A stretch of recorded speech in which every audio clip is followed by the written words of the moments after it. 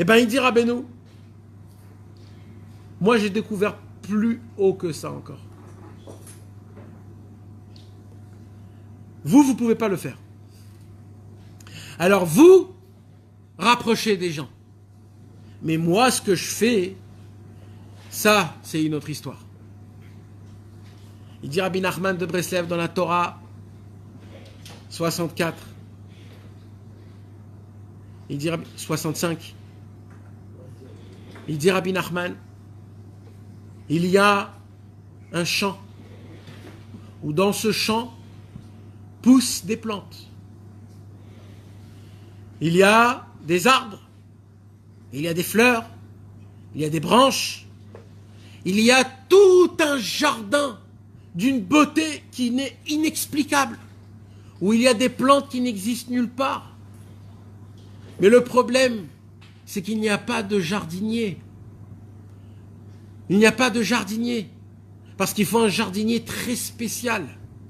Il faut que le jardinier connaisse chaque plante à la perfection. Savoir quand l'arroser, quand la couper, quand la mettre à l'exposition du ciel, quand la mettre sous la nuit.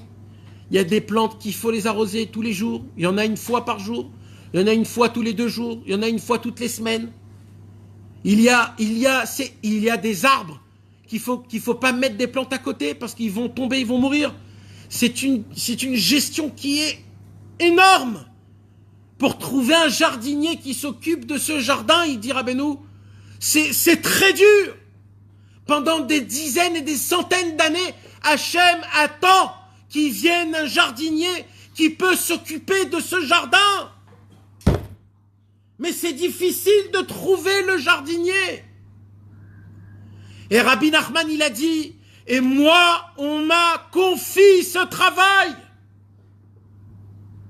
Je suis devenu le jardinier de Hachem Yitbarach. C'est quoi son jardin?